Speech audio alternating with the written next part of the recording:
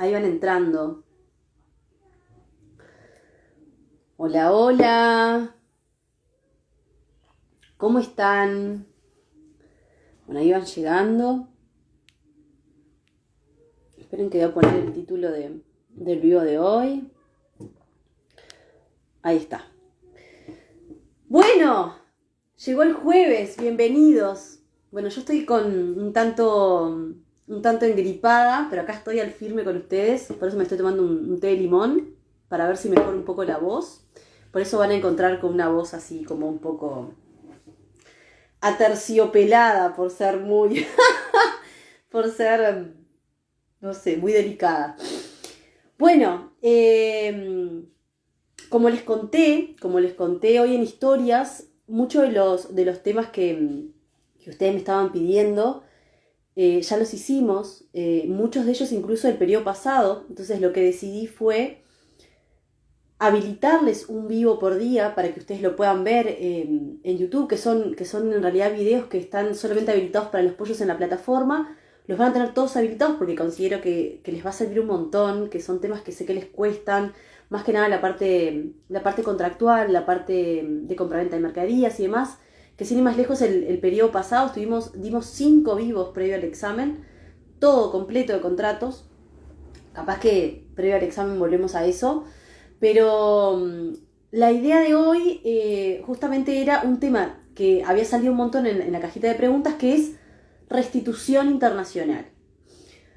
Es un tema que da para hablar, no sé, 3 vivos de restitución. Entonces les voy a contar ahora cómo fue que yo lo instrumenté a este vivo, porque es un vivo en el cual vamos a ver un montón de temas técnicos de la regulación, porque es un tema que es súper preguntado, en los exámenes. Esos son esos temas que yo no le puedo decir al profesor que no lo sé. Son esos temas que no me los puedo rifar, que los tengo que saber como muy en detalle. Y aparte de eso, es importante este tema para salvar el examen, sí, desde ya, pero es importante también para la profesión. Es un tema tremendamente sensible, que a mí de hecho me tocó mucho y fue como estudiar de justamente del caso que vamos a ver hoy, como que me sensibilizó a full, de cómo muchas veces uno legisla y a veces las cosas no salen como deberían de salir. Entonces, ¿cómo vamos a encuadrar este vivo? Yo quiero que todo el mundo, miren, yo preparé acá todos mis esquemas. Yo quiero que todo el mundo hoy se quede con su esquema de restitución. Yo lo estructuré al vivo de hoy para que sea muy pedagógico. Lo estructuré para que todo aquel que esté en este vivo pueda hacer fácilmente un esquema y tener los puntos sustanciales que sí o sí tengo que saber en el examen. ¿Sí? Y luego vamos a analizar en profundidad el caso María, que es un caso como que van a ver la aberración que cometimos como Estado y las consecuencias que eso tuvo. Y las consecuencias las tuvo justamente la parte más débil de la relación, que fue la niña. ¿Tá? Así que vamos a tener este vivo en 3 partes. La primera parte es toda la parte de la estructura del tema, qué son las cuestiones importantes que yo tengo que saber de restitución. Les voy a poner ejemplos para que ustedes lo puedan entender, porque sé que es un tema que les cuesta, como utiliza mucho término jurídico que muchas veces no lo pueden entender. La segunda parte vamos a analizar el caso María, que es el caso que sí o sí tienen que saber, porque fue el caso más famoso de restitución que hemos tenido en el Uruguay. Y la tercera parte, una conclusión, ¿tá? Así que todo el mundo ahí agarre su lapicera, sus marcadores, y vamos a hacer como una especie de estructuración de los elementos fundamentales que tienen que sí o sí saber, ¿sí? ¿Estamos listos? Bien. Bueno, tengo la garganta deshecha hoy. Bueno, vamos a comenzar entonces con la primera parte que me parece como muy importante. Es, antes incluso del concepto, es diferenciar lo que es restitución de lo que es tráfico. Ustedes vieron que nosotros en parte general, ¿qué es lo que primero vemos? El tema de la calificación. Cuando a mí me presentan un caso, no me van a decir, bueno, mire doctora, mire doctor, le voy a presentar un caso de tal categoría. No, la persona empieza a hablar y soy yo como operador jurídico quien tiene que calificar ese caso y encuadrarlo, calificarlo dentro de una relación jurídica, ¿sí? Y es súper importante poder diferenciar lo que es la categoría restitución de lo que es la categoría tráfico. ¿Por qué? Porque en lo que tiene que ver con la restitución, lo que se intenta son los aspectos civiles de la retención o el traslado ilícito. ¿Hay una ilicitud? Sí, hay una ilicitud. Pero estamos hablando en este caso del traslado o de la retención ilícita. Diferente es cuando estamos hablando de tráfico. ¿Por qué? Porque acá entra la órbita penal. Estamos hablando de que hay un tráfico de menores o de órganos o prostitución infantil. O sea, la retención o el traslado de ese menor es con la finalidad de que pecuniaria.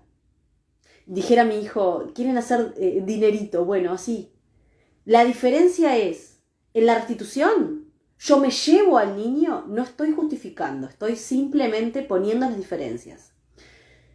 En la restitución, yo me llevo al niño, pero yo tengo un lazo de amor con ese niño. Es mi hijo. Y me lo llevo por una cuestión, no, más allá de las justificaciones, me lo llevo y hay un lazo de familia, ¿no?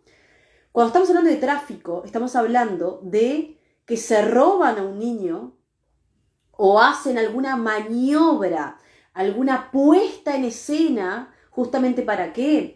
Para tomar a ese menor en cuestión, lo trasladan de un estado a otro, ¿para qué? Para verlo como mercancía. En una categoría está visto el lazo de familia, de amor, y en el otro el niño está visto como una mercancía, como un medio para conseguir dinero. Por eso se asocia con el tema de prostitución infantil, con el tema de tráfico de órganos, de tráfico de personas. Entonces, lo primero y principal es poder diferenciar estas dos categorías. Es muy importante.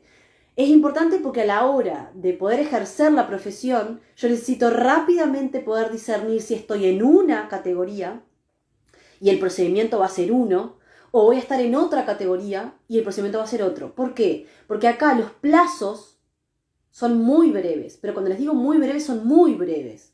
Entonces, yo no puedo empezar como a ir a una organización, ir a la otra, ir a un lugar y a otro lugar, que por supuesto que todos me van a escuchar, pero yo necesito tomar acción de manera muy rápida. ¿Por qué? Porque los plazos procesales son muy rápidos, y siempre es en detrimento de ¿qué? De la víctima, que a mi criterio no está plasmada de esa manera en la normativa, pero a mi criterio, ¿quién es? El niño. ¿Sí? Entonces, lo principal, tengo que diferenciar lo que es restitución de tráfico, ¿sí? Punto sustancial. Punto número 2, siempre les digo que cuando yo voy a hablar de una categoría, ¿qué es lo que tengo que hacer primero? Tengo que dar un concepto. Yo no puedo empezar a hablar de plazos, no puedo empezar a hablar de procedimientos, de normativas, si no puedo dar una definición de lo que es la restitución, ¿sí? Yo lo que les pido es, les voy a dar los elementos sustanciales que sí o sí tienen que estar en su definición. Lo primero, la restitución es un traslado o una retención. Ahora voy a hacer las divisiones de o sea, la diferenciación de los dos términos. No es lo mismo traslado que retención. De un menor, primero, traslado o retención. 2, de un menor de 16 años, de un país que tiene su centro de vida. O sea, en la primera oración tengo 3 elementos sustanciales, que son traslado o retención, el primer punto. Segundo punto, menor de 16 años. Tercer punto, de un estado donde tenía su residencia habitual a otro estado, ¿sí? Importante acá, cuarto punto, sin el consentimiento de uno de los progenitores, que es el progenitor que, miren esto, que tenía la guarda efectiva o que estaba ejerciendo la guarda efectiva del menor. ¿Está? Muy bien. Entonces, vamos a bajar de esta definición a algo concreto.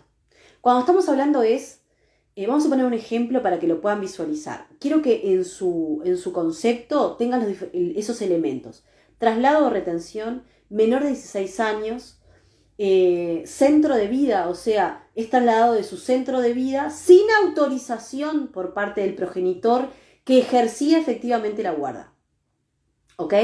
Entonces, vamos a poner un ejemplo, porque todo esto es como que vos no lo terminás de bajar. Y lo que yo necesito es que es algo tan tangible, que yo quiero que a través de un ejemplo vos te quede claro cuando hablamos de retención o hablamos de traslado. Vamos a suponer que se puede dar en dos situaciones. Supongamos que la pareja, la mamá, o sea, la pareja parental, los progenitores, supongamos que viven juntos, o sea que tienen la guarda que compartida, viven juntos, supongamos en Francia, ¿tá? Y supongamos que estaban separados pero vivían en el mismo país. Y uno de los padres trae, porque la familia de uno de los padres está acá, trae al niño acá a Uruguay para estar con sus tíos y al momento de regresar no lo retorna. ¿Eso qué sería? ¿Un traslado o una retención? Una retención. ¿Por qué? Porque si bien uno de los progenitores dio autorización para que ese niño viajara de su estado, de su residencia, a otro estado, vencido el plazo en el que tiene que retornar, si no retorna y no se autoriza la permanencia fuera del plazo, ahí entraría dentro del ámbito de aplicación de la restitución. Diferente es que yo, por ejemplo, haciendo uso del pasaporte del niño, lo pase a buscar por la escuela y ¿qué haga? Sin ir más lejos, para poner algo más tangible, lo levante de la escuela, cruce la frontera, porque acá imagínense que Uruguay en 6 horas, 7 horas, estás de punta a punta, lo paso a buscar por la escuela, agarre el pasaporte, me lo saque del país, salga por Brasil y después me lo lleve. En ese caso, estamos hablando de que estamos a raíz de ¿qué? De un traslado ilícito, ¿tá? ¿Por qué? Porque el otro progenitor no había autorizado que se trasladara al menor de su estado, de su residencia habitual. Clara, ¿cuál sería? Eso fue tema de mucha discusión. Clara, ¿cuál sería la residencia habitual? Es lo que los niños y adolescentes ven como su casa. ¿Cómo sé si es su estado? Es su casa. Es donde va al colegio, donde va al club, donde tiene sus amigos. Es donde se vincula con un medio. Eso es su residencia habitual, ¿tá? Entonces, tenemos un niño que vive en un estado. Puede ser que viva con los dos padres, o puede ser que viva con uno de los padres, que solamente uno tuviese la guarda efectiva de ese niño, y viene con el otro padre, acá tiene un régimen de visita, acá a Uruguay a visitarlo. Imagínense en el siguiente caso. Yo estoy casada con mi marido, tenemos a Valentino. Imagínense que nos separamos y mi esposo se va a vivir al mismo país, a Francia, ¿sí? Y en este caso, ¿yo qué tengo? Un derecho de ¿qué? De guarda. ¿Sí? Soy, en ese momento soy la guardadora, tengo un derecho de guarda, ¿tá? Tengo la tenencia efectiva del niño. ¿Por qué efectiva?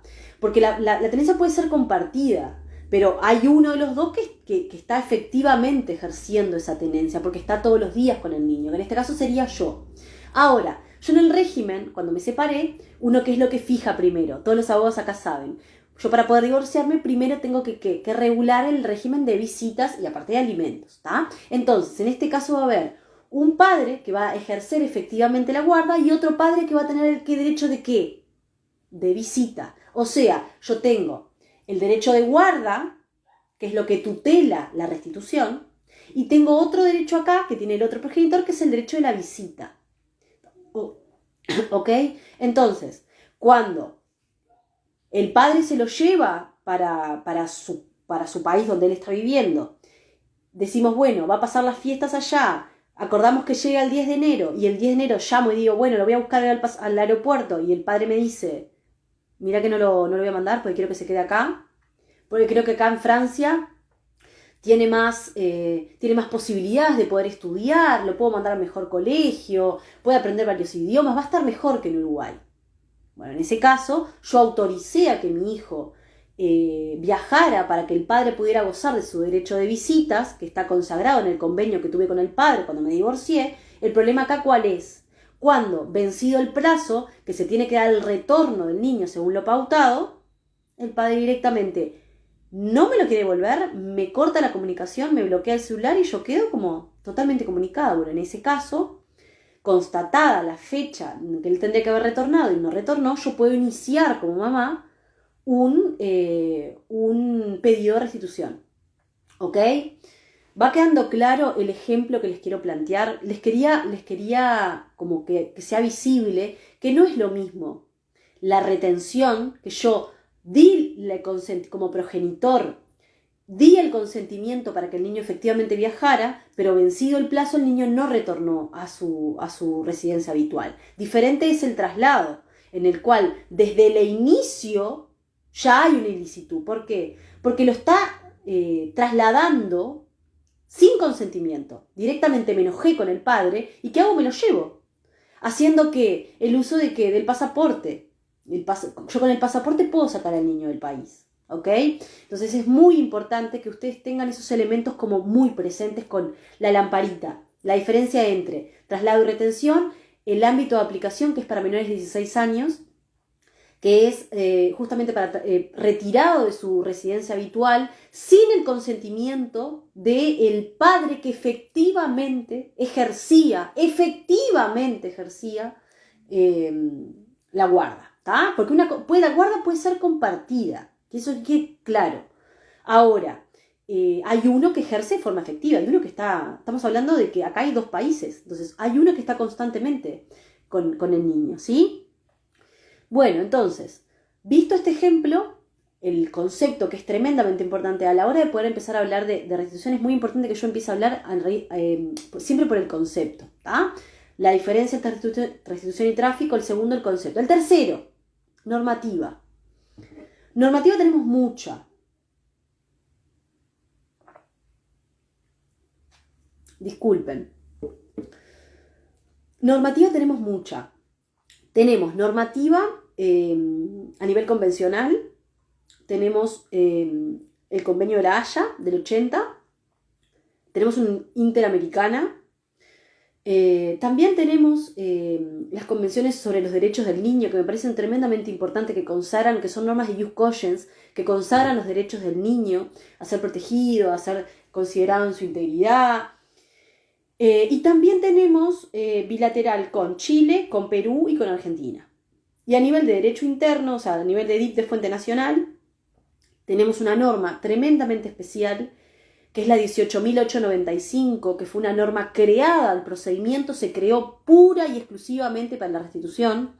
Se hizo como un híbrido de procedimiento que no existía, que es como una mezcla entre un monitorio y un amparo, que es un procedimiento para concretamente este procedimiento de restitución, que es tremendamente importante. Entonces, primer punto, la diferencia. El segundo punto, el concepto. El tercer punto, qué normativa, qué base de normativa yo tengo en restitución. Necesito saber. Es lo primero que el profesor me va a preguntar. Bueno, ¿qué normativa tenemos? Muy importante las dos convenciones, tanto de la Haya como la Interamericana y la 18.895. Necesito saberla como el Padre Nuestro. Ahora vamos a ver los puntos importantes. Y después tenemos bilaterales, que también tengo que saber que existen, que son con Argentina, con Chile y con Perú. ¿Ok? Bueno, muy bien. Punto número 4, perdón. ¿Cuál es el punto de conexión? Vieron que todas las categorías tienen un punto de conexión. Bueno, yo tengo que poder determinar cuál es el punto de conexión que se le da a esta categoría. Y el punto de conexión que tiene esta categoría, ¿cuál es? Residencia habitual. Se cambia ahí el domicilio por la residencia habitual. ¿La residencia habitual de quién? Del menor, que es la cuestión, que es el centro neurálgico de esta restitución. Lo que se intenta es volver al status quo inmediato, volver al status quo anterior inmediato a la restitución del niño por parte de su residencia habitual. O sea, se intenta volver todo a su situación anterior. Entonces, es muy importante, cambiamos como este concepto que venimos hace mucho y que de hecho también se ve plasmado en el convenio de la Haya sobre cuestiones parentales, sobre responsabilidad parental, que es residencia habitual. Residencia habitual ¿de quién? Del menor. Que como ya te dije, a nivel doctrinario, no está definido, pero a nivel doctrinario, la residencia habitual del menor es donde está su casa, donde se vincula el menor en el país donde se vincula socialmente, el menor está integrado a la sociedad del menor, ¿sí? Bueno, muy bien. Ya vimos el punto de conexión. Otro punto importante, ¿cuál es? El ámbito de aplicación. Anótate ahí. ¿Qué es lo que hablamos hoy en el concepto? El ámbito de aplicación es para qué situaciones se va a poder aplicar o está contemplada la categoría de restitución. Y es para retención o traslado ilícito, que ya te lo expliqué muy en detalle cuando comenzamos en el concepto. ¿Tá? Muy importante, retención y traslado ilícito. Otro elemento tremendamente importante es, cuando hablamos de menor, ¿qué entienden las normativas por menor? Y es menor de 16 años. Tanto la Interamericana como la Haya hablan de menor de 16 años. ¿Qué significa esto? Que si el niño tiene 17 años, no va a poder aplicar, es hasta 16 años, no se va a poder aplicar este procedimiento de restitución. Es tremendamente importante porque son muy rígidos con respecto al ámbito de aplicación a la edad del menor. O sea que sería para niños o niñas y adolescentes también. Pero es hasta esa edad, muy importante. Menor entonces los 16 años. Otro punto, ¿quiénes están legitimados para poder iniciar el pedido de restitución? Y son el padre o la madre, o sea, los progenitores. En este caso sería el progenitor que efectivamente ejerce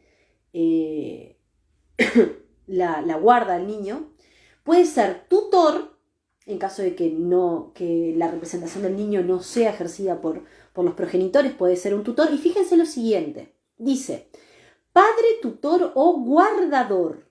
Y ustedes van a decir, ¿pero quién sería un guardador?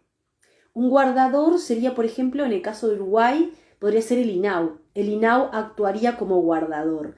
¿Y quién podría ser el tutor? Y, por ejemplo, la abuela. La abuela podría ser. Entonces podría ser presentada por sus padres, por supuesto, por un tutor que podría ser perfectamente la abuela, o puede ser un guardador. Guardador puede ser, por ejemplo, el INAU en el caso de Uruguay. Por supuesto que en otros estados desconozco cuál es el derecho interno. Pero es súper importante que lo tengan en cuenta, que es padre, tutor y guardador. Y tengo que saber que sería un tutor. ¿Por qué? Porque han puesto ejemplos en exámenes de abuelos que han trasladado ilícitamente, bueno, y si el abuelo podía presentarlo. Padre, tutor y guardador. Vicky, te mando un besote enorme. Adoro a mi pollita. Bueno, ya vimos normativa, punto de conexión, ámbito de aplicación, vimos la edad del menor, quiénes estaban legitimados. Ahora, ¿quiénes son las autoridades competentes? Y acá me parece una salvedad súper importante porque es un error que ustedes cometen bastante en el examen. ¿Por qué? Porque las normativas me hablan de autoridades judiciales o administrativas. ¿Tá? Judiciales, administrativas, por supuesto, autoridad central. Ahora, una cosa es dónde yo me puedo presentar para solicitar la restitución. Que ahora lo vamos a ver. Me puedo presentar en el estado de la residencia habitual del menor. Me puedo presentar donde efectivamente está el menor. O me podría presentar ante otro estado que sea ratificante de la convención. No tendría mucho sentido, no entraría en el caso, pero está previsto. ¿Cómo sería esto? A ver, con el ejemplo que yo les puse. Si yo le di autorización a mi marido para que se llevara las fiestas a mi hijo para Francia, vencido el plazo, me llama por teléfono y dice, mira que no te lo retorno, Clara, me lo voy a quedar acá porque va a vivir mejor acá en Francia. Bárbaro. ¿Quién está legitimado? Yo como progenitora, que efectivamente ejercía la guarda, tengo la legitimación para poder iniciar el proceso. Ahora, bien, ¿dónde lo puedo iniciar? ¿Lo puedo iniciar acá? Ante las autoridades judiciales, administrativas o ante autoridad central, acá en Uruguay, que era el centro de vida o la residencia habitual. Lo puedo ir a presentar ¿a dónde? Directamente a Francia, que es donde justamente está localizado el menor. O lo podría llegar a presentar ante otro país, como yo les dijera Brasil o España, que sean ratificantes justamente del convenio, ¿tá? Del convenio de la Haya, por ejemplo, ¿sí? No tendría mucho sentido que si yo estoy acá y el niño está en Francia, yo me presentara en Brasil. Bueno, pero está previsto de esa manera, ¿ok? Muy importante eso, ¿ante qué autoridades me puedo presentar? Ahora, una cosa es a dónde me presento, otra cosa diferente es quién va a actuar. El que va a actuar, el que va a entender, el que va a poder decidir solamente sobre si retorna o no retorna al niño es el juez del estado donde efectivamente está el niño. Yo lo puedo presentar acá, lo puedo presentar en Uruguay perfectamente. Ahora, lo puedo presentar en la autoridad central y que la autoridad central se comunique con la autoridad central del estado donde está el estado requerido, que sería donde está el niño, y justamente que se inicie el proceso ya. Ahora, quien va a decidir sobre si restituye o no es el juez del estado donde está efectivamente el menor. Y es muy importante que ustedes pongan un cartel así de grande en este punto, que es el juez que justamente está ubicado el menor, el juez donde está ubicado el menor, solamente va a poder pronunciarse con respecto a la restitución. No se puede pronunciar con aspectos de fondo. ¿Qué significa, Clara, esto de que no se puede pronunciar con aspectos de fondo? El juez del estado donde está ubicado el menor, que no es el juez de su residencia habitual porque el niño vivía acá conmigo, no se puede pronunciar con respecto a si corresponde o no que yo tenga la tenencia, por ejemplo. O si habría que cambiarle la tenencia, no. El juez internacionalmente competente para poder determinar las cuestiones de fondo de la relación, si tiene que tener la tenencia la madre o el padre, o si debería cambiar la situación, el juez internacionalmente competente es el juez de la residencia habitual del menor, que en este caso es Uruguay. Mucho cuidado con eso, porque el juez que va a actuar en la restitución va a ser solamente a los efectos de restituir al niño. Nada más. No se puede pronunciar en ningún otro aspecto que no sea ese. ¿Sí? Muy bien. Otro punto importante, plazo. ¿Qué plazo tiene el progenitor para iniciar, una vez constatado claramente la irregularidad? ¿Qué plazo tiene? Tiene un plazo de 1 año a partir de el traslado ilícito o la retención ilícita. A ver, con esto es muy importante que tengan en cuenta lo siguiente. Si, por ejemplo, yo me quedé acá, mi esposo se llevó a mi hijo el 23 de diciembre para pasar las fiestas en Francia con la familia de mi esposo. ¿Tá? Habíamos acordado que él volvía el 6 de diciembre. El 6 de diciembre no regresa porque me dice que va a tener mejor vida allá en Francia, que no lo va a volver y me corta la comunicación. El plazo procesal para iniciar la acción de restitución empieza a correr a partir del 6 de diciembre, no del 23 de diciembre cuando el niño efectivamente dejó el territorio uruguayo. Porque es a partir de el traslado ilícito o la retención ilícita. La retención se da a partir de que el niño tenía que haber retornado a su país de su residencia habitual y no retornó. En este caso sería a partir del 6 de enero. ¿Sí? Eso es muy importante. A partir de cuándo se empieza a contar el año que se tiene justamente para iniciar la acción. 2 consideraciones con este punto. La primera, ¿qué pasa si yo sé que el progenitor que no tiene la guarda efectiva del niño lo traslada y se lo lleva a un estado que yo no sé a dónde se lo lleva? Lo pasa a buscar por la escuela con el pasaporte, lo retira del país, lo saca del país, pero yo no sé a dónde se lo llevó. Pues en ese caso, lo que se va a solicitar es una acción de localización del menor. O sea, primero se va a actuar a nivel de las diferentes organizaciones para intentar localizar ese menor y una vez que se localizó, ahí empieza a correr el plazo del año. ¿Tá? Y ustedes me van a preguntar, Clara, pero ¿y qué pasa si demora, si la madre por diferentes cuestiones o el padre, ¿no? O el progenitor que sea, o el guardador, o el que tenga la tenencia, o el que tenga, el tutor, ¿qué pasa si pasó 1 año?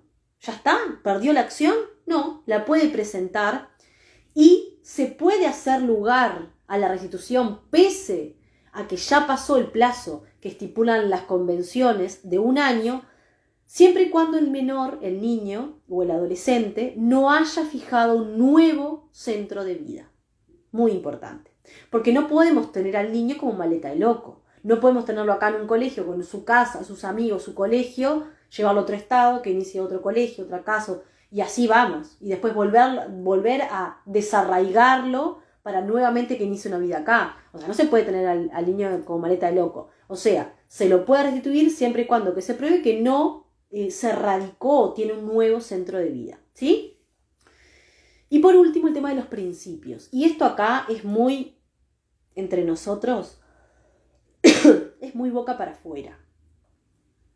Una cosa es lo que se plasma en la normativa, otra cosa es lo que sucede en la realidad, lo vamos a ver ahora. ¿Tá? El diligenciamiento no vinculante. ¿Qué significa el diligenciamiento no vinculante? Que se va a diligenciar concretamente la medida, que cuál va a ser la restitución. Y el juez que va a actuar en la restitución no se va a meter en los aspectos de fondo, que tiene que ver con los aspectos sustanciales de la tenencia del niño. ¿Por qué? Porque el juez internacionalmente competente para entender en esos casos es el juez de la residencia habitual. ¿Sí? Y lo segundo, el tema de la reciprocidad de los estados. Y acá Uruguay, como país bien chiquito, Poncio Pilatos, ¿qué hace? Se lava las manos. O sea, yo colaboro contigo. ¿Por qué? Porque voy a querer que vos colabores conmigo. Es un procedimiento que ahora vamos a ver. Nosotros siempre restituimos pase lo que pase. ¿Tá? Vamos a revisar los puntos que yo quiero que vos anotes para el examen y que sí o sí en el examen oral, tú solito, sin que el profesor te esté escarbando, los tenés que decir. ¿Tá? Punto número 1, la diferencia entre restitución y tráfico. Punto número 2, el concepto. Punto número 3, la normativa, que tenemos normativa convencional y normativa de DIP de fuente nacional, que es la ley 18.895. 3, el punto de conexión, que vimos que era residencia habitual del menor. Punto número 4 o 5, el ámbito de aplicación, que regía para traslado o retención ilícito. Punto número 6, el menor. ¿A qué se le considera menor? Menor de 16 años. El punto número 6, ¿quiénes están legitimados para iniciar la acción? Recordad que son el que tenga, o sea, los padres, los tutores o los guardadores, y ya explicamos cuál era cada uno de ellos. Después, ¿quiénes son ante qué autoridades se puede presentar la restitución? También importante. Recordad que una cosa es ante quién se puede presentar y otra cosa es quién va a decidir, quién se va a pronunciar. O sea, cuando hablo de quién es, qué juez de qué estado se va a pronunciar con respecto a la restitución, que siempre va a ser el juez donde el menor está efectivamente. Y el último punto era el tema de los plazos, ¿tá? Que recordad que siempre es el plazo de 1 año. Todos esos puntos que acabamos de ver, sí o sí, tienen que estar. Sí o sí. No esperes a que el profesor empiece a escarbar, porque son puntos tremendamente importantes que vos los tenés que saber y que están plasmados, tanto en la Convención Interamericana, como en el Convenio de la Haya, como en la 18.895. Una cuestión importante como salvedad. Nosotros tenemos una cláusula, nosotros no, las convenciones, la Haya, Convenio de la Haya y la Interamericana sobre restitución, tienen una cláusula que se llama cláusula de convalidación.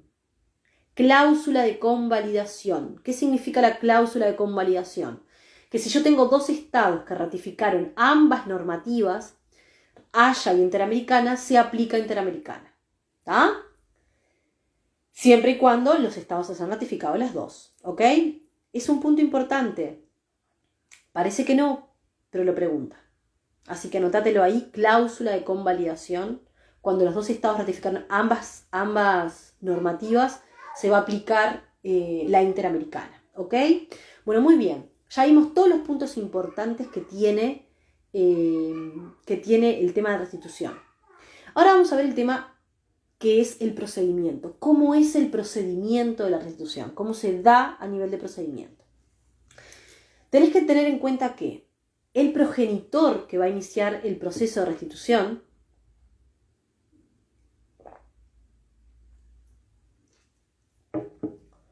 podrá iniciarlo ante el estado de la residencia habitual del menor, el estado donde efectivamente está el menor, donde se lo llevaron al menor, o a cualquier otro estado que sea parte de la convención. ¿Sí? No tendría mucho sentido, como les expliqué, pero está previsto en la norma. ¿Tá? Cuando el progenitor que inicia el proceso de restitución, ¿qué es lo que que tiene que presentar para acreditar? Bueno, va a tener que presentarse, se puede presentar directamente a donde está el menor, o sea, por ejemplo, vamos a poner un ejemplo para que ustedes lo puedan bajar, porque si no todo esto queda como muy en el aire. En el caso que habíamos hablado, de que mi marido se había llevado a Valentino para Francia, yo tengo la opción de presentarme acá en Uruguay, y Autoridad Central se comunicará con España, con un formulario concretamente de la Haya que hay, o me puedo perfectamente irme a Francia y presentarme en Francia, ¿sí? Muy bien, perfecto. ¿Qué es lo que tengo que acreditar? Yo me tengo que presentar y qué es lo que tengo que acreditar para darle andamiaje al proceso de restitución. Punto número 1. Que yo tenía la guarda efectiva del menor. Porque, ¿qué pasa? En el concepto habíamos dicho que era sin la autorización del progenitor que ejercía la guarda efectivamente. Entonces, yo tengo que demostrar que yo tenía la guarda efectiva del niño. Porque la guarda puede ser... A ver, tienen que tener en cuenta de que yo tengo que demostrar que el niño, que yo, como progenitor, tenía la guarda efectiva del niño en cuestión que estoy intentando que retorne, ¿sí? Punto número 2. Tengo que acreditar con una partida de nacimiento que el niño efectivamente está dentro de la edad que está contemplada en el ámbito de aplicación, que sea menor de 16 años. Tengo que presentar algo que acredite que su centro de vida es, por ejemplo, Uruguay. Tengo que presentar, no sé, un carnet de la escuela, del club, algo que indique que su centro de vida estaba acá en Uruguay. Y el tercer punto, tengo que acreditar, en este caso, o que lo retiró de manera ilegítima, o sea, se lo llevó sin mi consentimiento, o que yo había prestado mi consentimiento para que el otro progenitor retirara al niño y permaneciera fuera del país durante tanto tiempo, pero ¿qué pasa? Vencido el plazo, el niño no retornó. ¿Ok? Entonces tengo que probar, o el pasaje, o algún mensaje donde él me dice, mira, no te lo voy a devolver más, va a vivir mejor conmigo. Esas cuestiones yo tengo que, al solicitarlo, probarlas para dar andamiaje a la medida, ¿ok? Tienen que tener en cuenta lo siguiente. Si Uruguay es el estado requerido, yo tengo requirente, que es quien requiere, y requerido. Cuando Uruguay es el estado requerido, me piden al niño, o sea, el niño vivía, como es en el caso María, el niño o la niña vivía en otro estado y se lo trajeron para Uruguay, o sea, el niño está en el territorio nacional. Yo tengo una normativa, que es la normativa, que es la ley 18.895, anótensela, pónganle flúor amarillo, mega, súper importante, que es la ley 18.895, que es una ley de procedimiento. ¿Qué vendría a ser una ley de procedimiento? Vendría a ser como un paso a paso que se le da al juez de cómo tiene que actuar en este proceso concretamente de restitución. Porque ¿qué pasó?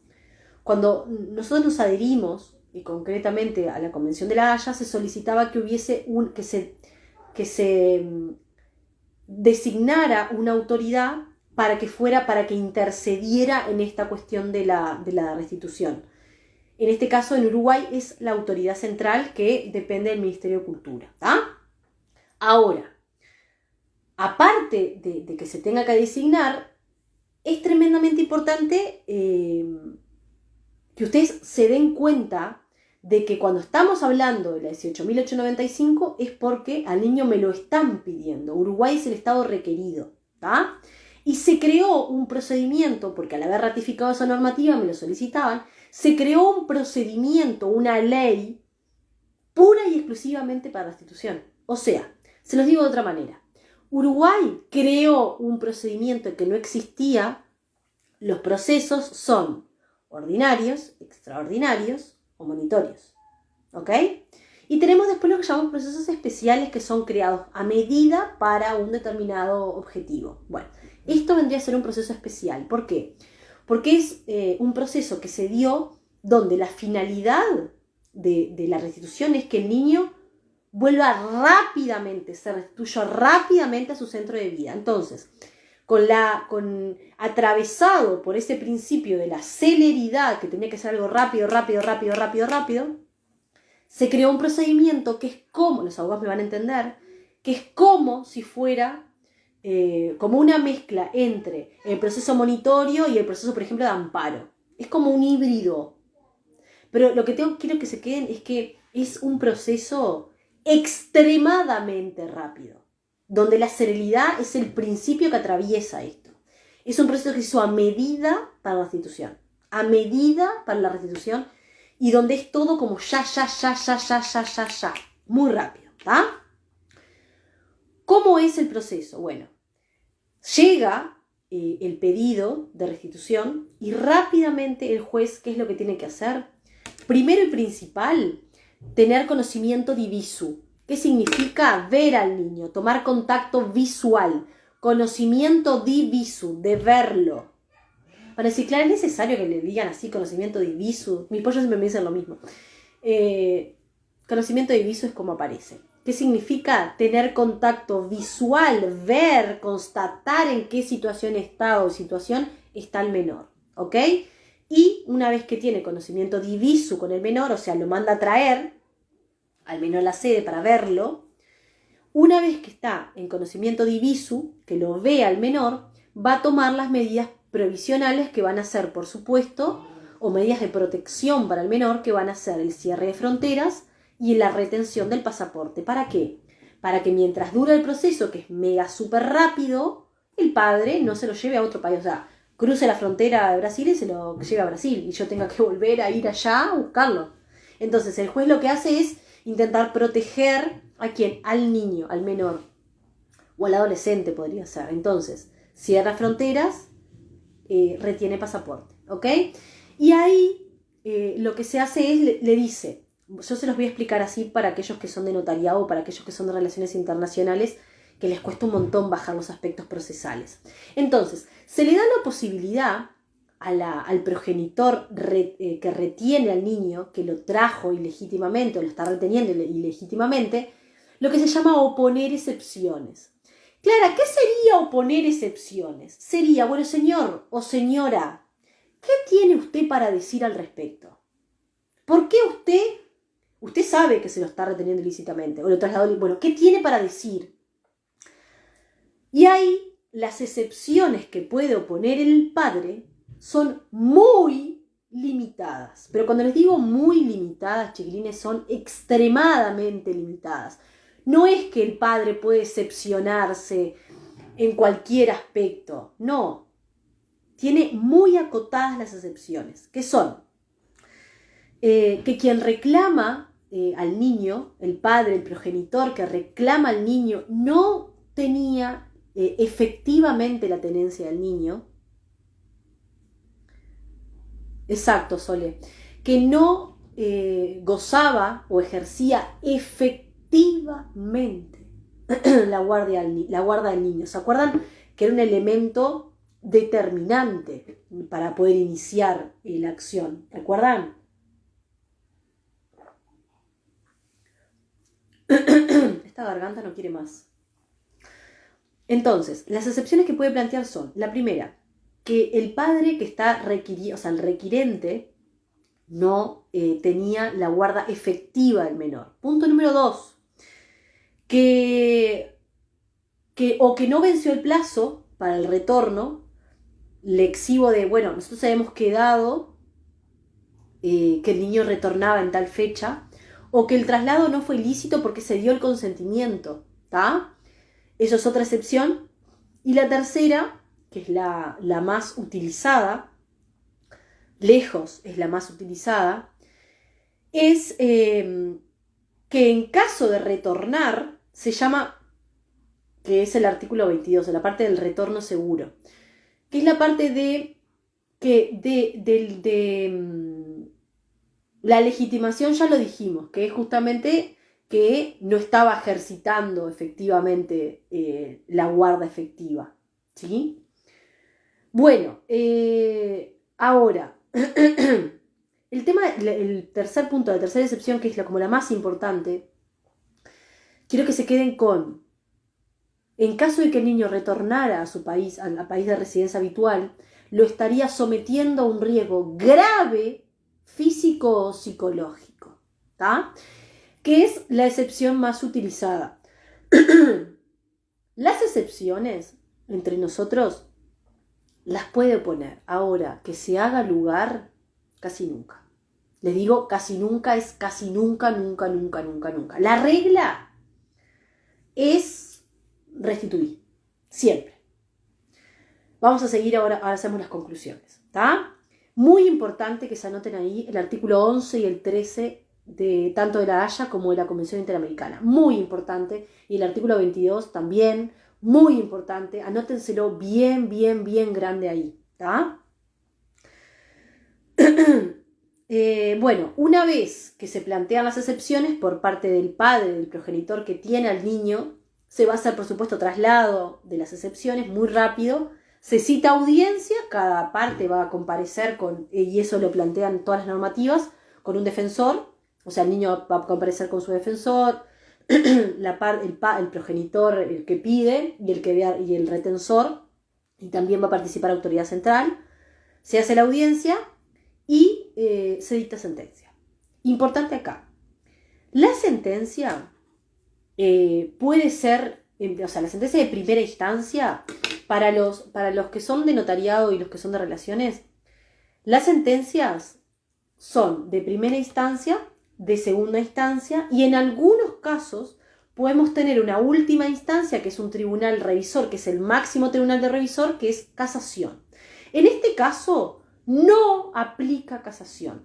¿Por qué? Por las características que tiene el caso y que tiene que ser una situación muy rápida. Entonces, muy importante. Yo acá no, en todo lo que tiene que ver con el pedido, no va a ser necesario la legalización, y la traducción va a ser necesaria en caso justamente que lo amerite. Ahora, lo que tiene que ver con primera instancia, puede interponerse recurso de apelación, ¿tá? Pero justamente en segunda instancia, o sea, una vez que apelo va el tribunal de alzada, y el tribunal de alzada justamente lo que va a revisar el fallo del juez que dictó en primera instancia, y frente a ese fallo de segunda instancia, el único recurso que se puede interponer es el de aclaración y ampliación. No se le puede oponer otro más que el de aclaración y el de ampliación. No se puede interponer casación. Es solamente primera y segunda instancia, ¿ok? Muy importante ese aspecto. No se puede interponer casación. Primera instancia se le puede interponer el recurso de apelación.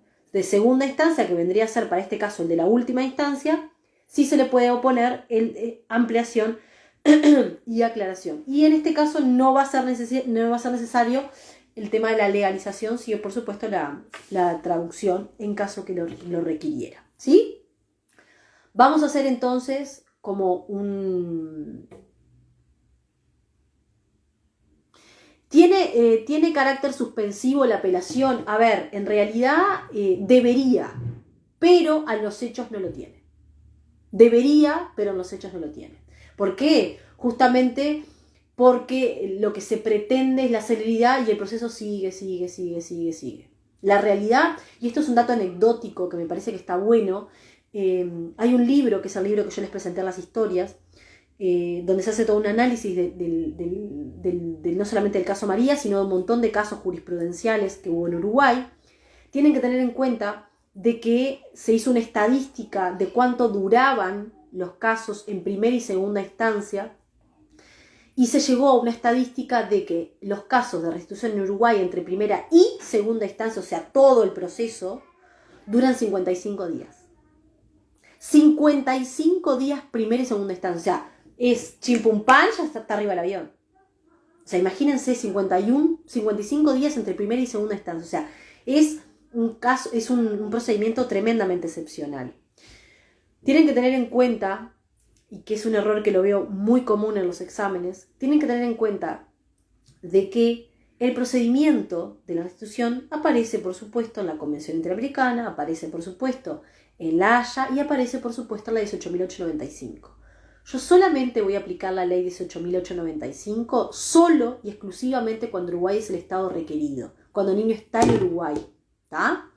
Tienen que tener en cuenta de que lo vamos a ver reflejado en el caso María, que Uruguay siempre, la regla para todos los países es usted restituya, como sea restituya, salvo las excepciones previstas en las 3 normativas, hablo de la Interamericana, la Haya y la 18.895, es como si fuese una ventanita así de chiquita allá arriba. O sea, no se da lugar. La realidad es que la regla siempre es restituya. Usted, o sea, es como que se le dice al juez, usted no se meta, no empiece a investigar sobre cuestiones que no le corresponden. El juez internacionalmente competente para entender sobre la tenencia del niño, si corresponde o no corresponde, es el juez de la residencia habitual. O sea que no va a ser usted. Usted simplemente lo que tiene que hacer es constatar que el ilícito se dio, hablo de restitución, hablo del traslado o la retención, y una vez que constató que efectivamente el niño está en su territorio y efectivamente se dio la retención o el traslado ilícito, usted tiene que restituir. Tiene que restituir. Muy importante. Esa es la regla. Y los jueces quedan como si fuesen como una especie de máquina. Tipo, la norma dice eso, yo hago eso. Y es como que no se la juegan mucho. Lo que pasa es que esto genera muchísima inseguridad jurídica, justamente porque a veces se nos pasan situaciones de vulneraciones de los derechos del niño, porque acá la cuestión principal es el niño. Se nos pasan cuestiones como groseras, como sucedió con el caso María, que fue, ahora les voy a contar, fue escalofriante. No se me ocurre otra palabra. ¿Sí? Importante, con respecto al procedimiento, tienen que saber todas las cuestiones que hablamos hoy, de los plazos, de quién le tienen legitimación para iniciar, a qué edad o sea, cuando hablamos de menor, a qué nos referimos con menor. Y tienen que saber el procedimiento, ¿ok? El procedimiento que está es el mismo procedimiento, las excepciones son las mismas, más o menos. Y tienen que saber que la 18.895 solamente va a aplicar cuando Uruguay es el estado requerido, cuando el niño está aquí en Uruguay, ¿sí? Que la regla siempre es restituir.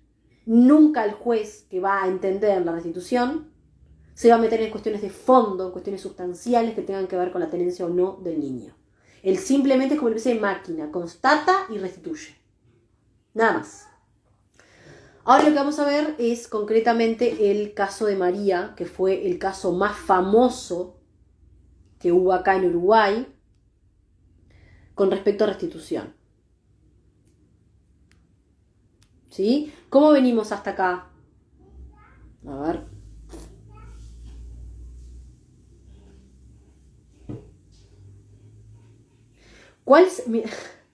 Acá me preguntan, ¿cuál sería la sanción al juez que se la juega? Y no sé si una sanción. El juez tiene una tarea muy difícil, muy difícil, que es justamente ponderar. En este país tenemos más juezas mujeres que hombres, es la realidad. No me gustaría estar en los zapatos de una jueza que tiene que decidir sobre semejantes cuestiones. El problema es que no hay una sanción para el juez, porque es un tema de interpretación. El tema de riesgo grave es como muy de interpretación. El problema es que, bueno, empiezan a jugar un montón de presiones que no debería, porque por supuesto el Poder Judicial es un poder que tiene autonomía, pero por supuesto que las presiones empiezan a jugar. Y la presión de entre estados, porque recuerden que el derecho internacional privado atiende cuestiones entre particulares, pero concretamente en el caso María excedió la cuestión entre particulares y bueno, y traspasó lo que tenía que ver con, se volvió como un problema entre estados. Y la realidad es que cuando las papas queman, bueno, el juez, a los jueces les cuesta jugársela, porque a veces no hay precedentes de fallos parecidos. Hay que tener como una espalda complicada, hay que tener espalda para jugársela en un caso así. El problema es que cuando un caso terminó siendo como, o sea, pasa que es como todo, con el diario del lunes, es todo mucho más fácil. Porque en el caso María, nosotros terminamos restituyendo una menor de 3 años que claramente había sido abusada, porque así surgían de las diferentes pericias, y el juez Poncio Pilatos hizo tiqui tiqui tiqui, porque en una presión, estamos hablando, había una presión mediática monstruosa, y bueno, no se la jugó, entregó a la niña con medidas de protección, que aparentemente la niña no podía tener contacto con el padre a más de 500 metros, y cuando pisó territorio, ahora les voy a contar lo que pasó, pero fue atroz. Hoy con el diario del lunes nunca imaginamos que iba a tener el desenlace que tuvo. Atroz, primero como mamá, porque esa niña tenía la misma edad que tiene mi hijo, entonces evidentemente que uno no se puede despegar como operador jurídico de lo que es la vida. Segundo, como Estado creo que nos atravesó, que nos dejó como demasiado en evidencia, fue como una herida muy grosera de qué mal que funciona y cómo a veces los errores de no jugársela pueden impactar la vida de un ser de semejante manera. Les voy a contar en qué consiste. No, de ninguna manera. Acá me preguntan, ¿sería política la sanción? ¿Se le haría juicio político? No, de ninguna manera, porque los jueces tienen total autonomía técnica, pueden fallar, por supuesto que tendrán un tribunal de alzada que los revise. En este caso fue de primera y de segunda instancia, que resolvieron lo mismo, que era restituir a la niña. De todas maneras, nunca va a haber una sanción con respecto a la sentencia, porque evidentemente los jueces tienen la potestad de poder fallar como consideren, tienen autonomía técnica absoluta. Es muy fácil ahora criticar el fallo de un juez, pero hay que estar a veces en los zapatos ahí y tomar semejante decisión con las consecuencias que tiene, y ahora con el diario del lunes es más fácil porque vemos la película completa, pero estar ahí es complicado. Sí, dice acá, Fresnedo creo que actuó, que le pidieron su opinión en el caso, creo, sí, por supuesto, como grado 5 que es, Fresnedo estuvo ahí y se le pidió participación y ella dio, su postura. Fue como idónea, ¿no? De lo que tiene que ver con el derecho. O sea, lo que se le consultó es lo que tiene que ver con lo estrictamente legal o procedimental de cómo funciona el derecho internacional privado. Porque recuerden que los jueces no son especialistas en derecho internacional privado. El mismo juez que te atiende acá un divorcio doméstico va a ser el mismo juez que va a atender en un caso de restitución. Entonces imagínense de atarse. Obviamente que no son los casos que le llegan a los jueces todo el tiempo a restitución. Pero bueno, les quiero contar el caso María, primero, porque se los preguntan en el examen, porque fue el caso de restitución más famoso que hubo en Uruguay. Segundo, porque lo necesitan saber para la vida jurídica, me parece tremendamente importante. ¿Tá? El caso María. Primero, caso María. Cuando hablamos del caso María, María es la madre. ¿Tá? No estamos hablando del caso María, la niña no se llamaba María. Se llamó caso María del caso del pedido desesperado de esa madre. Funcionaba así. La madre y la hija, en este caso María y su hija, vivían en España, donde también vivía el papá de la niña. María estaba separada del padre de la niña, vivían en España, y María solicita autorización al padre, al progenitor, para poder viajar acá a Uruguay, donde estaba su familia, donde estaban los abuelos de la niña, los tíos y demás, para venir de visitas acá a Uruguay por un tiempo. El progenitor autoriza el viaje de la niña con la madre acá a Uruguay. Y una vez que llegan acá a Uruguay, se constata, María pasa un tiempo acá con la niña, y se constata, por la pediatra y la maestra, empiezan a constatar una hipersexualización de la niña. Tenía 3 años la niña en aquel momento, una hipersexualización, y un temor muy importante a las figuras masculinas, como por ejemplo lo eran el abuelo de la niña y el tío de la niña, con la cual ella había tenido contacto antes. Entonces, como se prenden las alarmas frente a una situación así, lo que se le recomienda a la madre de la niña es que consulte con un especialista para que puedan evaluar, ya que surgían estas evidencias que les acabo de nombrar de la hipersexualización de la niña y el temor infundado por las figuras masculinas. Entonces se lleva a la niña a un psicólogo o una psicóloga, la cual tiene varios encuentros con la niña y a través, claramente, para que ustedes lo sepan, la forma de actuar de un profesional con un niño, por supuesto que no es sentarse a hablar. El niño no tiene posibilidades de poder verbalizar, sino que su lenguaje y su expresión es a través de lo lúdico, a través del dibujo, a través de los juegos, ¿sí? La primera psicóloga tuvo varios encuentros con la niña y el diagnóstico que da es que la niña había tenido violencia de género, o sea que el padre había sido violento con la niña, y después de las diferentes pericias surge que no solamente había sido violento con la niña, sino que había sido violento con María, o sea con la madre de la niña. Esa fue una de las razones por las cuales se habían separado, y que aparte de la violencia de género que se había dado, sin lugar a duda había habido abuso sexual infantil por parte del padre a la niña. 3 años tenía la niña en aquel momento. Bueno, imagínense el revuelo familiar.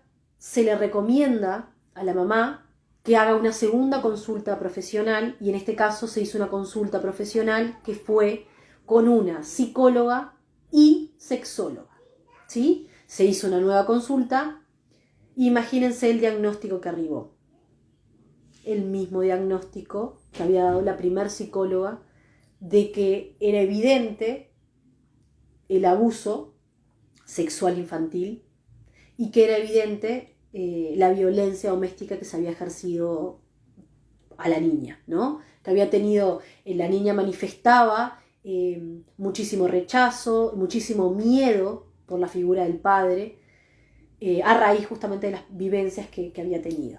Todo eso surge no de una charla donde la niña verbaliza tal o cual cosa. ¿Por qué estoy diciendo esto? Porque en todas las convenciones se promueve que si la niña o el niño o el adolescente tiene una edad suficiente para que su opinión sea tenida en cuenta, debe ser tenida en cuenta. El problema acá es que la niña nunca iba a verbalizar una cosa así.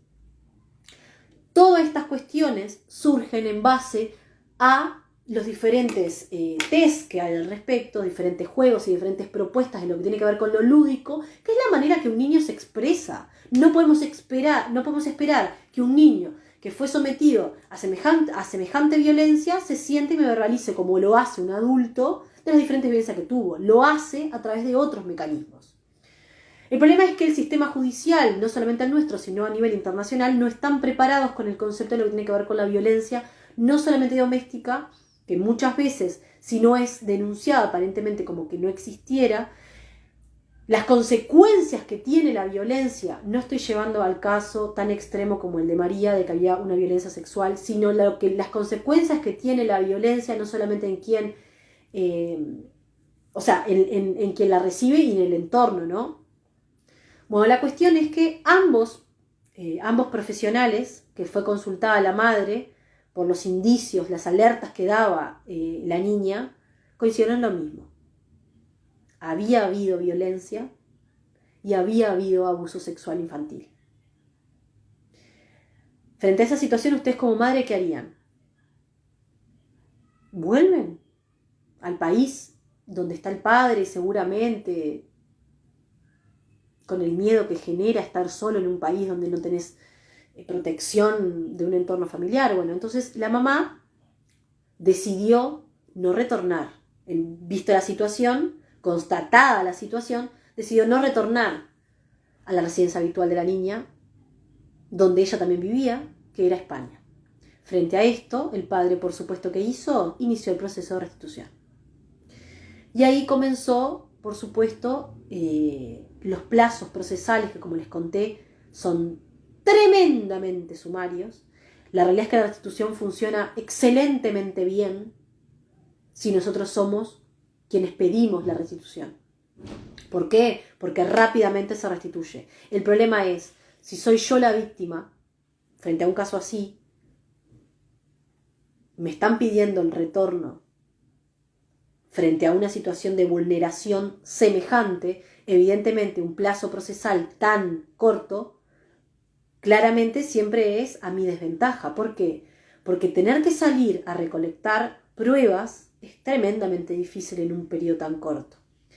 Bueno, por supuesto que se inició el procedimiento que les mencioné al comienzo. El juez que tomó el caso tuvo presencia de viso con la niña, se inició el proceso y se le dio la posibilidad de que la madre se excepcionara. Y ustedes se imaginan que qué excepción presentó. La excepción que surgía de la prueba que habían realizado las dos profesionales, que era el grave riesgo para la integridad física y psicológica de la niña. Estaba probado.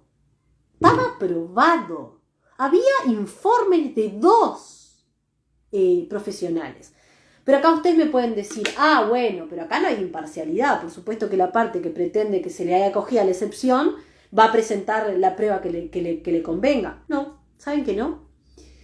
Se pidió una tercera prueba imparcial, que era una prueba que era un informe del ITF, del Instituto Técnico Forense, para el que no sabe, en el cual se solicitó una pericia de la directora del Instituto Técnico Forense, que tiene más de 40 años de trayectoria, es una persona intachable, que realizara un informe. Por los tiempos, que eran tremendamente cortos y se les pusieron un montón de trabas porque se le denegaba toda la prueba que se quería presentar. Imagínense que en un periodo de tiempo que tenés que correr, y donde toda la prueba que se intentaba presentar se denegaba, no había un equilibrio ahí o sea, no había una garantía procesal entre las dos partes. En esa situación se pidió al ITF, el Instituto Técnico Forense, que se le hiciera una pericia y bueno, y cuando se pudo hacer una sola, porque justamente estaban muy atrasados de tiempo, estaban como corriendo con los tiempos, y bueno, la realidad es que fue un encuentro muy corto, porque bueno, cuando empezaron como a indagar a través del juego, vuelvo a repetir, a través de lo lúdico, la niña empezó como a sentirse mal, se hizo caca, y hubo que cortar con el encuentro. Todo esto que estoy contando surge justamente del informe, no estoy contando una apreciación, estoy contando lo real. La realidad es que el informe que hizo la directora lo que planteó fue la violencia doméstica es contratable. Ahora, la violencia sexual infantil que habían observado las demás técnicas, las demás profesionales, por lo corto del encuentro, no se había podido percatar. O sea, ella no podía dar fe de que sucediera. Y tampoco, porque estamos hablando de un abuso sexual infantil, o sea, no es una prueba fáctica. No tengo un botón para decir, bueno, acá yo puedo dar fe que existió tal o cual cosa. No es un forense. O sea, no se hicieron. A ver, estamos hablando de que, ¿qué prueba pretendían? Y en esto me enervo un poco. A ver, yo no realizo un abuso sexual de una niña de 3 años en la plaza de la esquina con testigos objetivos de la situación. Esto sucede puertas adentro de una casa. Y estamos hablando de un niño de 3 años que no tiene la posibilidad de poder verbalizar mucha cosa. Prácticamente nada, porque no sabe ni lo que le pasa. Está recién conociendo el mundo. Entonces, evidentemente, el informe del Instituto Técnico Forense no fue contundente, pero no fue contundente porque no, o sea, era imposible que fuera contundente. Ahora, la recomendación que hizo fue que el Instituto Técnico Forense, que estamos hablando de un perito que no era de parte, era un perito imparcial como es el Instituto Técnico Forense, y el informe lo dio la directora del Instituto Técnico Forense, para que se contextualicen esto.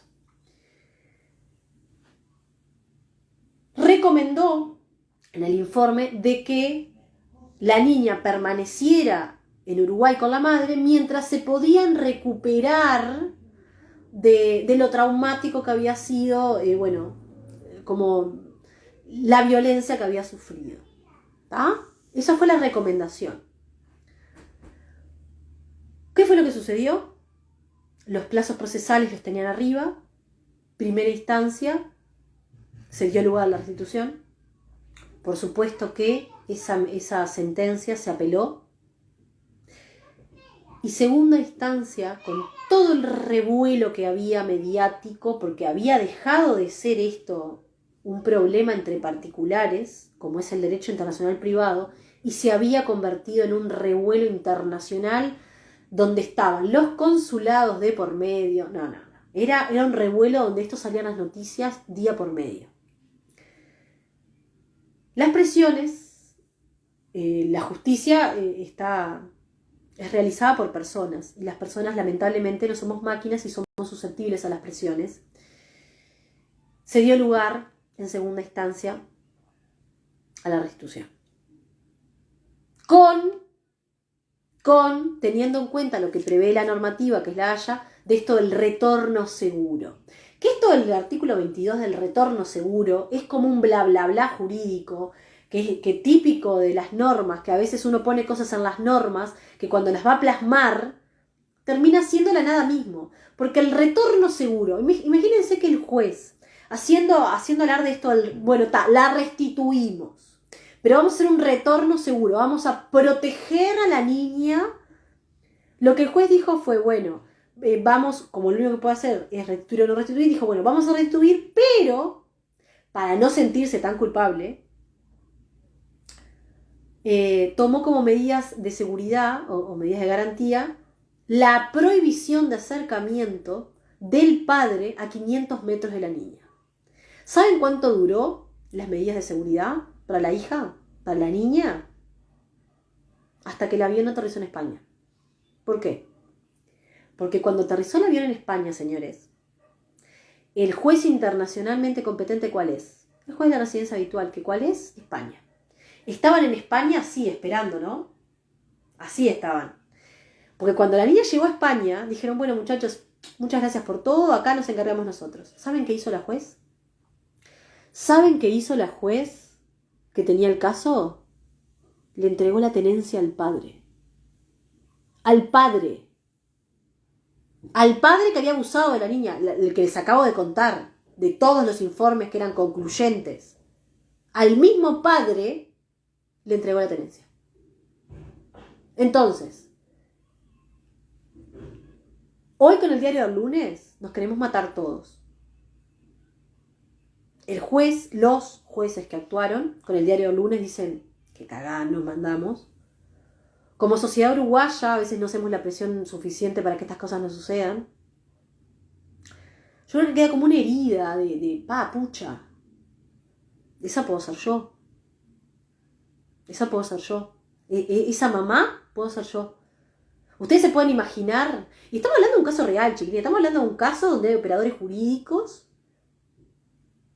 en el cual la mamá desesperada, consultando un montón de profesionales, y en 55 días no solamente se la llevaron, sino que le dieron la tenencia al padre, al mismo padre que había estado infligiendo violencia física y sexual a la niña. Una cosa escalofriante, que a nosotros nos dejó muy en evidencia. Y no estoy hablando a nivel internacional. A nivel internacional nosotros quedamos como unos reyes. Hicimos lo que teníamos que hacer, cumplimos con la normativa, con el precepto legal que establecía la norma que nos vinculaba en este caso con España, que era la Convención de la Haya. Hicimos lo que teníamos que hacer. Pero ¿qué pasa? Nos dimos cuenta, lamentablemente con el caso de María, que esto ya venía pasando, lo que pasa es que no venía pasando a este nivel. Nosotros entregamos, sin imaginar que después estábamos entregando a una niña de 3 años, la estábamos metiendo en la boca al lobo. Que evidentemente entregamos algo y realmente fue nuestra responsabilidad. ¿Hicimos lo que internacionalmente tendríamos que haber hecho? Sí. Moralmente es un desastre lo que hicimos. Y yo les digo una cosa. Hoy con el diario del lunes, yo no sé esos jueces cómo duermen. Hoy no sé cómo duermen. Perdónme que le diga. Yo no lo puedo creer. Acá dice, con el diario del lunes no tanto. Las noticias sobre la no actuación por la parte de la justicia española en casos de violencia hacia mujeres o violencia doméstica se hace todo el tiempo en las noticias. O de actuación contraria a las defensas de los derechos humanos. Sí, lo que pasa es que, a ver, cuando hablo del diario del lunes, jamás hubiésemos imaginado que iba a terminar de esta manera. O sea, nunca hubiésemos... O sea, nosotros entregamos a la menor con esas medidas de protección que obviamente que el juez dijo, bueno, bárbaro, muchas gracias, pero las medidas de protección, de traslado seguro... Era hasta que él ya pisó territorio español. Muchas gracias por todo. No se preocupen que nosotros nos seguimos encargando. Y evidentemente la jueza española, escuchando la versión del padre, que también, por supuesto, debe haber entregado la prueba, que por supuesto tiraba por tierra todos los informes que se habían hecho acá en Uruguay, y la jueza española, que era la internacionalmente incompetente, porque era de residencia habitual, entendió lo contrario. Entendió que la madre era una fabuladora, que también se habían hecho pericias psicológicas a la madre, por supuesto, ¿no? Se pueden imaginar. ¿Cómo siguió el proceso en España? No lo sabemos. Lo último que supimos del tema es que, bueno, que quien se quedó con la tenencia de la niña fue el padre. El padre, abusador, lo voy a decir así. ¿Por qué? Porque de todos los informes que se hicieron acá en Uruguay surgía eso. Evidentemente, no se hizo un proceso por eso. Y bueno, ¿qué es lo que arrojó el caso María? Que esto funciona muy mal. Muy mal.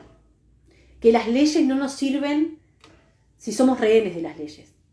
La realidad es que, a ver, la regla es restituir. O sea, el juez muchas veces, queda atado. Que el juez no puede... Lo que les decía es que el juez no puede ser una máquina. No puede ser, porque si no, meto la prueba por acá... y la máquina hace el alegato. Sino, yo necesito un juez pensante que aparte de la norma pondere los diferentes elementos que hay. ¿Para qué? Para poder discernir si se está haciendo lo correcto. No necesito un robot, necesito una persona. ¿Para qué? Para que pese a la normativa actúe conforme a la justicia y a la equidad para el caso concreto. Acá no hubo equidad. No hubo equidad a nivel procesal y no hubo equidad a nivel de los principios que se tutelaron.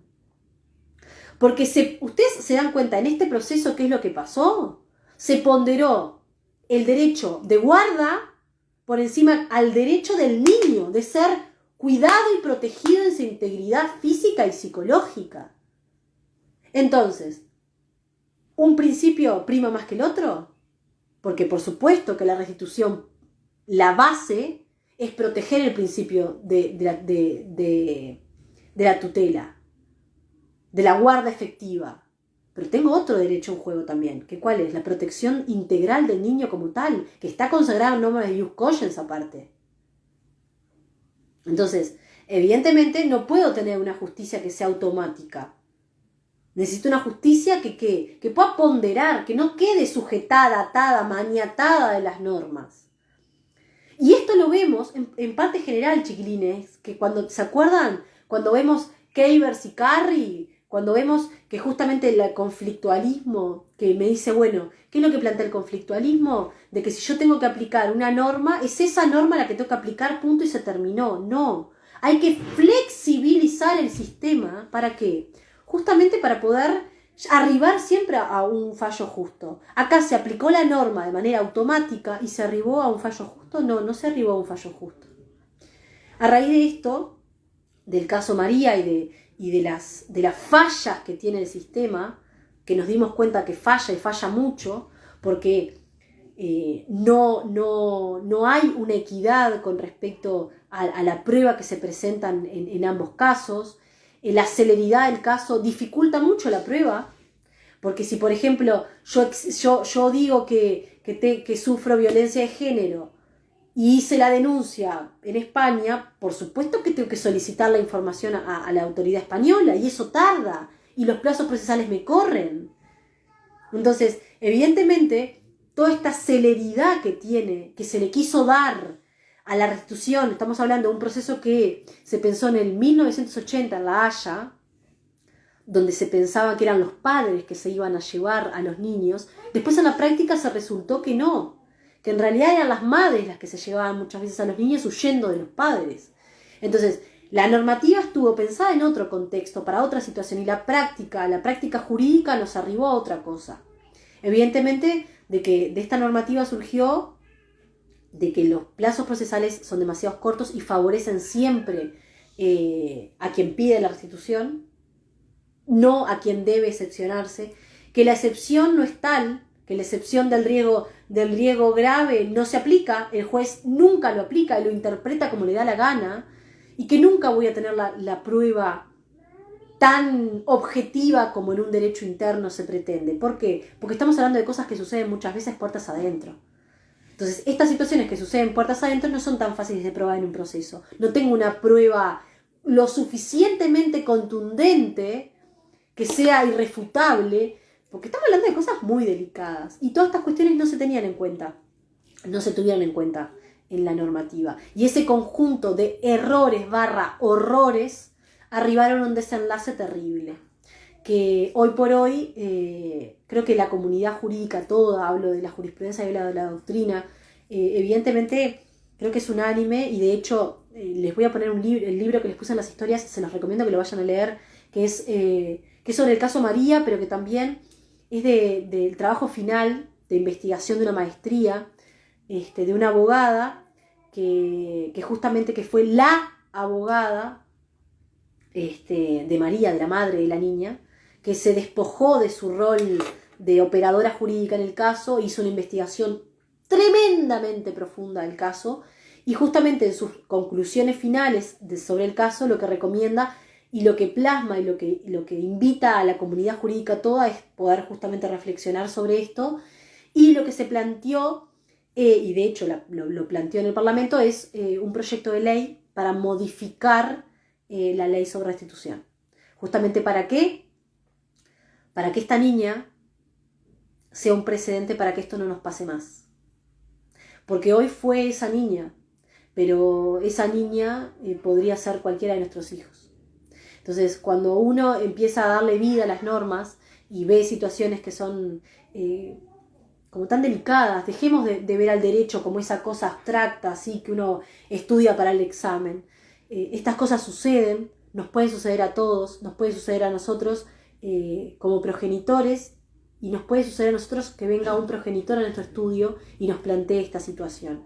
Por eso es que me parecía tan importante, más allá de lo rum que tuvo este caso, y lo famoso que fue este caso, y lo mediático que fue, creo que más allá de eso nos dejó una enseñanza tremenda, y es que muchas veces las normas están pensadas en un contexto determinado, y en la práctica nos damos cuenta de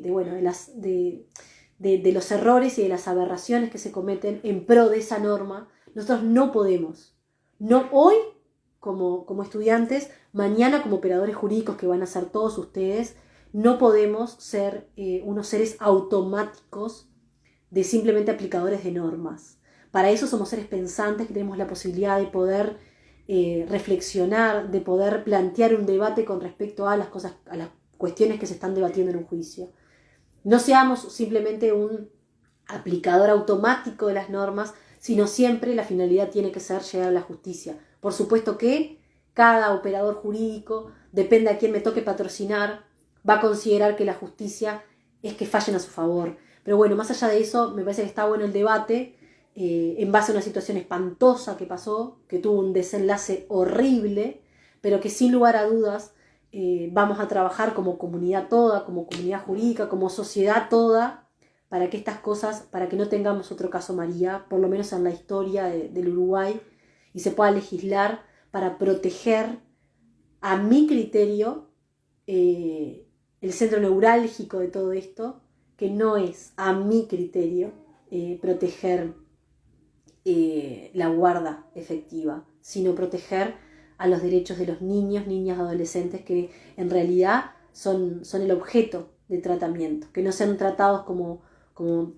una cosa, y que todo esto que se plantea en las convenciones de Iuscogen, de normas de derechos humanos del niño, se aplique. El foco tiene que ser el niño. Lo demás, las demás cuestiones procesales y demás las podemos arreglar, pero nunca podemos perder de vista que el foco es el niño. Por supuesto que una cosa es lo que nosotros podemos fallar como derecho interno, o sea, puertas adentro, y otra cosa es cuando uno abre las puertas al mundo. Y Uruguay lamentablemente no vive en una isla, o sea, está vinculado con otros estados, y por supuesto que cuando estamos hablando de estos temas, siempre Uruguay está vinculado con otro estado que tendrá, por supuesto, otra visión que quizás no sea la nuestra, no sea como tan garantista. Lo fundamental es, me parece, no perder de vista que acá el centro son nuestros niños y nuestros adolescentes, mucho más que se tutele el derecho de la guarda efectiva del menor, ¿sí? Bueno, me parecía bueno darles como este pantallazo, aparte de lo técnico. Les di todo el pantallazo punto a punto de las cuestiones que sí o sí tienen que nombrar en un examen. Todas las cuestiones que son fundamentales, que yo espero que no necesiten que el profesor les empiece a escarbar, sino que todos los puntos que vimos hoy ustedes los puedan decir, los puedan estudiar, los puedan entender.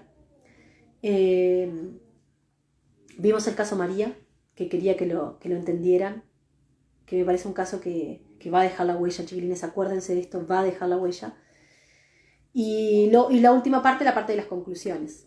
Una vez que plantamos el caso, bueno, como operadores jurídicos que somos, qué conclusiones teníamos. Así que bueno, hice un gran esfuerzo en este vivo, porque estaba con una gripe galopante, pero me parece que realmente valía la pena. Ustedes valen la pena, y me encanta estar acá, haber vuelto a nuestros vivos, a nuestros encuentros semanales. Y me parecía que Restitución estaba buenísimo, porque es un tema que nunca, creo que en los 3 años que estamos acá en las redes, habíamos tratado este tema. Así que espero haber estado a la altura que ustedes se merecen, de cara al examen, que hayan podido sacar apuntes, que hayan podido quedarse con una idea de todo esto. Y bueno, nos vamos a ver el próximo jueves, ¿sí? Con un nuevo tema que ustedes elegirán. Seguramente va a ser profesional, porque estamos intercalando uno y uno. Así que nos vamos a ver el próximo jueves. Me encanta que les haya gustado. Estoy mirando acá los comentarios. Bueno, me alegro mucho, de verdad, que les haya gustado, que lo hayan entendido. Gracias, Clara, llegué de la Facu para el caso María. Qué placer, qué placer. Me da mucha alegría. Les juro que sí. Yo ya estoy recibida, pero te escucho por placer. Bueno, me encanta. Para el jueves que viene, Tatiana, vemos algún tema profesional para poder ser cada día mejor profesional, mejor abogada o escriban, no sé lo que sos. Así que bueno, están buenas estas instancias. Mi idea acá no es solamente traerle derecho material, derecho sustancial, sino también que podamos reflexionar sobre un montón de cosas que están buenísimas, porque no somos una máquina de aplicar normas, somos personas que se vinculan con las normas. Así que bueno, chicos, fue un placer, de verdad. Yo sigo acá con mi té caliente. Acá hago los deberes con los niños y te escuchamos. Me muero acá. y te escuchamos. Aún no tengo que dar dip, pero me encanta escucharte. Bueno, me encanta, Cecilia, que estés acá con nosotros, que nos acompañes. Me encanta, de verdad. Yo estoy igual que Tatiana, super ultra tus vivos, gracias. Bueno, de verdad me encanta. Me pone muy, muy, muy feliz que podamos compartir este tiempo juntos, ustedes en su casa, con su familia. Yo tengo al mío ahí atrás de la puerta esperando. Así que me da mucho placer este tiempo que compartimos juntos. Así que bueno, será para hasta el próximo jueves con nuestro video profesional que se nos viene, que buscaremos el tema. Así que bueno, muchísimas gracias a todos. Espero que hayan podido sacar apuntes el que va a dar examen. Tema candente y tema súper preguntado. Bueno chicos, les mando un besote gigante, gigante. Nos vemos la próxima semana. Chao, chao.